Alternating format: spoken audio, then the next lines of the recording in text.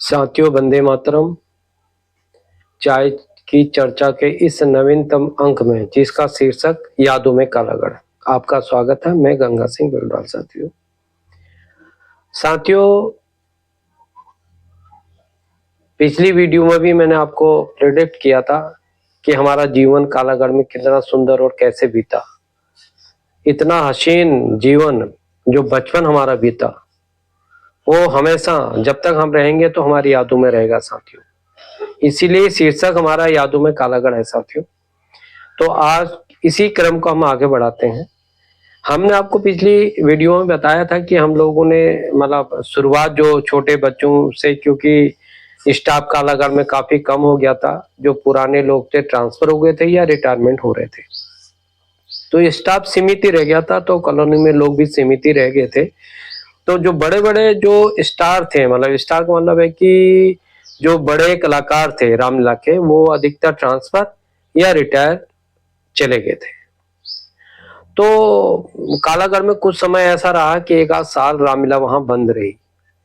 तो वहां के जो मैनेजमेंट के लोग थे, मतलब जो प्रबुद्ध बुद्धिजीवी थे, जो कमेटी रामलीला कमेटी का संचालन करने वाले भी लोग भी रिटायरमेंट हो गए थे निश्चित तौर पे, वो भी चले गए थे। तो नई कमेटियां बनी। उन्होंने कहा भाई ये प्रक्रिया चालू रहनी चाहिए और इससे जो है मतलब संदेश भी ठीक नहीं जा रहा है, तो क्या किया जाए। तो वकील जो अहमद, मैंने बताया आपको, जो डायरेक्टर हुआ करते थे, वो फिर कालागढ़ से जब मेरे ख्याल से छोड़ के कालागढ़ में न विदेश चले गए थे, तो उनके घर को तलाश के पुराने लोगों ने, पहले तो फोन उन तो थे नहीं साथियों, संचार माध्यम कुछ था ही नहीं, तो किसी तरह उनका घर ढूंढ के फिर उनको कहा गया उनको बुलाया गया कालागढ़। तो उन्होंने कहा भाई अभी जो है छोटे बच्चों से रामलीला कराना बड़ा असंभव काम है, लेकिन मैं कोशिश करता हूँ। तो कमेटी बनी वहां पे। उसके बाद में उन्होंने कहा भी पहले एक छोटा सा कार्यक्रम का मतलब है एक नाटक स्वरूप, एक दो नाटक होने चाहिए, और जिससे पता चलेगा कि इनके अंदर क्षमता है या नहीं है रामलीला कर सकते हैं। क्योंकि रामलीला तो एक दो दिन का काम तो है नहीं, कम से कम 14-15 दिन का मामला रहता है। कोई बात नहीं साहब, उन्होंने इस बात की स्वीकार किया, और एक नाटक था सरदार भगत सिंह के नाम पे। तो उसके बाद भी 2-3 नाटक और करे, लेकिन सरदार भगत सिंह, मैं इसलिए बताना चाह रहा हूँ ये स्टोरी साथियों कि रामलीला में एंट्री हमारी कैसे हुई, इसके बारे में आपको बताना चाहता हूँ। तो कोई बात नहीं साहब, उस कमेटी में उसमें महान फोरमैन कहते थे, महान अंकल जो रहते थे वहाँ, और भी एक करुणा सागर पांडे जी थे, मुझे याद है उनका नाम, इसमें गोरखपुर में हैडिल में थे वो। और भी कई लोग थे, लेकिन कुछ लोगों का नाम याद है, कुछ का नहीं है। खैर काफी लोग थे उसमें। और तो इन लोगों ने एक नाटक सरदार भगत सिंह के नाम पे शुरुआत की, और जिसका जो रिहर्सल होता था वो वकील जो अहमद थे हमारे, वही कमरा उनको पुराना दे दिया गया था जिस आवास में पहले रहते थे, वहां वो रिहर्सल कराते थे। तो हमको भी थोड़ा ये लगता था यार चलो ये ऐसा कुछ हो रहा है, प्रोग्राम कालागढ़ में कुछ हो रहा है, तो चलो देखने चलते हैं। हम भी चले जाते थे। तो अब वो रामलीला का रिहर्सल होता था, तो एक खिड़की होती थी, जो खिड़की से हम भी आंख लगा के उनको रिहर्सल को देखते थे बड़े गौर से, कलाकारों को। तो एक कोई जो चंद्रशेखर आजाद का पार्ट था, वो एक लड़का था, उसने शायद पिछली एक कोई रामलीला नाटक में काम किया था, तो उसको दिया गया था। वो थोड़ा अच्छा हेल्थी था, और वो मतलब मोहम्मदन था, लेकिन बहुत अच्छा हेल्थी था, बहुत अच्छा पिछली बार भी रोल किया होगा, उसको दिया गया। तो रियल से चल रही थी साहब, तो हम भी आंख लगा के खिड़की से झांक के देखते थे, जैसे बच्चों को शौक होता है देखने का, भाई चलो क्या हो रहा है क्या नहीं हो रहा है, कलाकार कैसे कर रहे हैं, तो हम देख रहे थे। और जिज्ञासा थी यार, जाते थे डेली, एक दूसरे 2-3 दिन हो गए हमको भी जाते हुए, तो वो कर नहीं पा रहे थे। जो चंद्रशेखर आजाद का पार्ट का रोल का शांत ढंग से, मेरे ख्याल से तो गुरुजी को पसंद नहीं आ रहा था, वकील साहब को। तो कई बार डांट लगाई, तो फिर हताश को बोला भाई ये तू नहीं कर पाएगा। तो ऐसे ही मुझे देखा खड़े होके, हाँ भाई तुम कैसे, हमने कहा जी हम देख रहे हैं, नमस्ते वमस्ते करी हमने, छोटे बच्चे थे, पर तू क्या रोल कर सकता है? मैंने कहा हाँ साहब मैं कर सकता हूँ, बोला आजा अंदर। कमरा खोला, हम भी अंदर चले गए।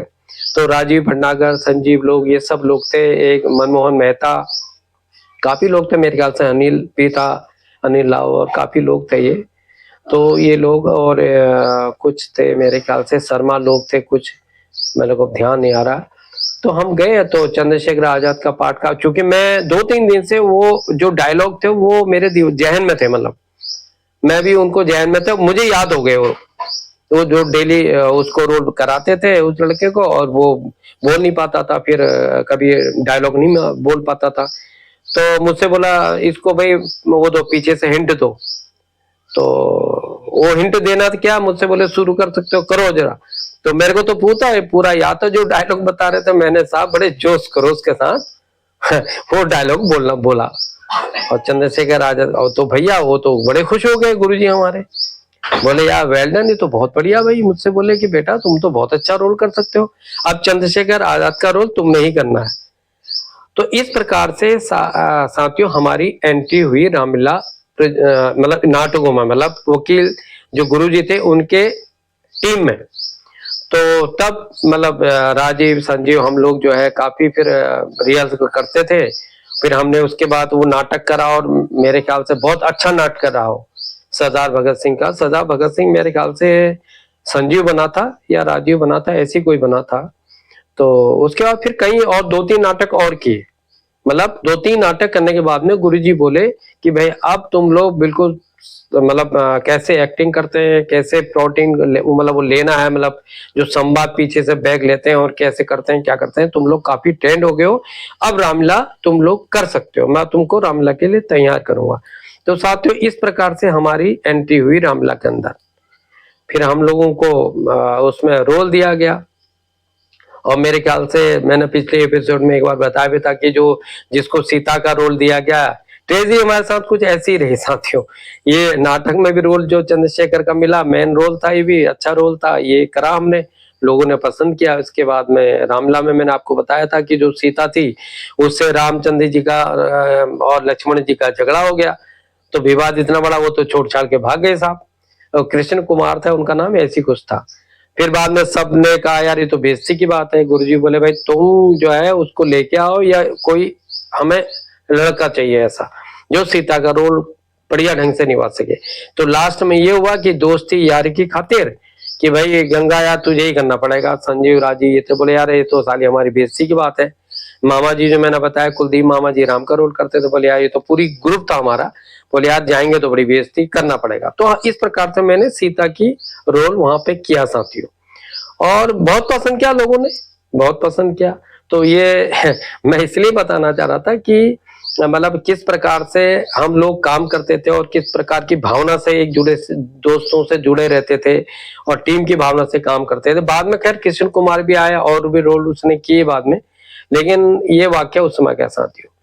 तो इसी क्रम में थोड़ा मैं आगे बढ़ाते हुए अभी एक हमारे साथी हैं जिनका मैंने पिछली बार परिचय कराया था, बलराम बागी के नाम से। उनके पिताजी काफी मशहूर थे, कालागढ़ में उनकी साइकिल की दुकान थी, और बहुत अच्छा खासा लंबा चौड़ा बंदा है, और उस समय भी वो काफी यंग था, काफी एक्टिव रहता था। अब इस समय थोड़ा पोजीशन ये है कि सब कुछ है उसके पास, लेकिन स्वास्थ्य उसका ठीक नहीं रहता है। तो उसका भी अनिल ने मेरे को जब 44 साल के बाद में उसका परिचय अनिल के द्वारा फिर परिचय हुआ उससे, फिर वो बोला यार गंगा भाई नहीं आ सकता हूँ। तो मैं और अनिल ने प्रोग्राम बनाया, हम उससे दिल्ली मिलने उनके आवास पे गए, एक दिन रहे, बड़े प्यार से पुरानी यादों में रोना, तीनों दोस्तों को रोना भी आया, काफी भावुक हुए, आते हुए भी रोने लग गया, तो बहुत दिल दुखा हमारा। तो ये प्यार था साथियों जो आज तक कायम है। भले इस समय हमें 40 साल का लग गया हो, लेकिन दिल में प्यार मोहब्बत कम नहीं हुआ है, भावनाओं मतलब कभी कम नहीं हुई है। स्वार्थ दुनिया में कितना ही बढ़ जाए, लेकिन जो भावनाएं होती है ना, जो सच्ची मोहब्बत जिसे कहते हैं, सच्चा प्यार जिसे कहते हैं, वो कभी भी खत्म नहीं होता। तो उसी प्रकार से मैं अभी उनका इंट्रोड्यूस आपसे कराना चाहता हूँ साथियों। आइए उनके विचार आप सुनिए। बड़ी मुश्किल से उनसे इंटरव्यू लिया हमारे साथी एक अनिल ने, और वो दिल्ली में ही है, तो उनकी बात सुनिए साथियों, ठीक है? अब उनके साथ बात को सुनिएगा। नमस्कार मेरे दोस्तों, कालागढ़ का निकला हुआ एक लड़का जो दिल्ली में संघर्ष करते हुए 42 साल हो गए मेरे को, जो आज कामयाब हुआ है। और मेरी दुकान वहाँ 38 नंबर थी, साइकिल रेडियो सिलाई मशीन की, जो बागी साहब के नाम से मशहूर थी। और बैठा था जिस पत्थर पर मैं थक हार कर, उस पत्थर पर लिखा था कालागढ़ 1 किलोमीटर पर। हमने जमाना देखा है मेरे दोस्तों, लेकिन कालागढ़ से निकला हुआ इंसान कभी भी ज़िंदगी में कालागढ़ को नहीं भूल सकता। एक हमारी मनोरमा आंटी है, वो गुड़गांव में रहती है, अभी कल ही बात हुई है, और मुझे बड़ा गर्व होता है। कालागढ़ जैसे शांति प्रिय, हम गोवा गए थे लेकिन गोवा पसंद नहीं आया, अपना कालागढ़ पसंद आया। क्या खूब नज़ारे थे, क्या खूब नज़ारे थे। सब दोस्त हमें इतने प्यारे थे, भुला ना सके हम उस कालागढ़ के जो वहाँ नज़ारे थे। मेरे दोस्तों, मैं गुजारिश करता हूँ कालागढ़ से निकले हुए साथियों कि आप ज़िंदगी भर कालागढ़ को याद रखें और कालागढ़ में ज़रूर आएँ। कालागढ़ की वो भाईचारा और वो मोहब्बतें नहीं भूल सकती। हम जहाँ भी गए हैं कालागढ़ को याद रखा है। और हमारी छोटी बहन पंजाब लुधियाने में शादी हुई है जिसकी, वो भी कालागढ़ अभी होके आई है। आप अंदाज़ा लगा लो कि वो आज 55 साल की है और वहाँ कालागढ़ को नहीं भूल पाई। बहुत खूब मेरे दोस्तों, मैं ऐसे दोस्तों को कई नहीं भूल सकता, कभी नहीं भूल सकता, जो कालागढ़ के हसीन नज़ारों को याद करके कालागढ़ के वासियों को याद करते हैं। क्या खूब है, क्या शांति थी, क्या नज़ारे थे।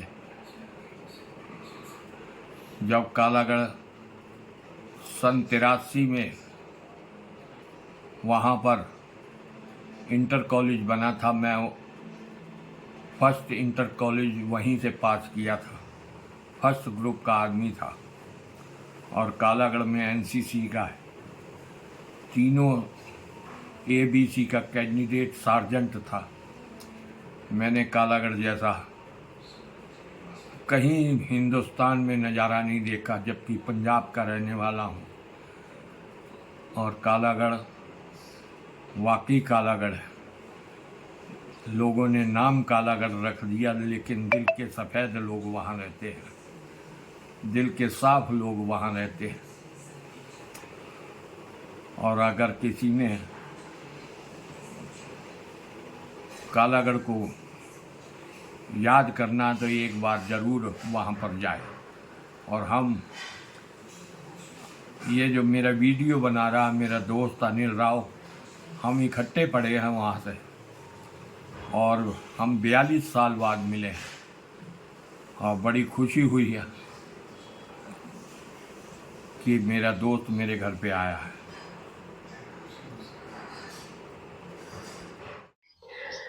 हाँ तो साथियों, आपने हमारे साथी बलराम जी की बातें सुनी, कालागढ़ की कुछ यादें उन्होंने शेयर की आपके साथ।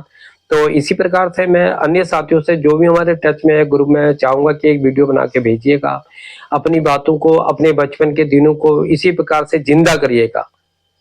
और बाकी तो हम लोग दुनिया से सभी रुखसत होते हैं, लेकिन ये यादें हमेशा अमर रहेंगी। हमारे बच्चों के बच्चे भी कभी भी याद करेंगे तो कालागढ़ जिंदा रहेगा। मतलब इसका मतलब ये है कि कालागढ़ इस प्रकार से हमारे दिलों में जिंदा रहेगा। साथियों, इसी के साथ आज के अंक में इतना ही। जय हिंद, जय भारत। अगले अंक के लिए प्रतीक्षा कीजिए। धन्यवाद। जय हिंद, जय भारत।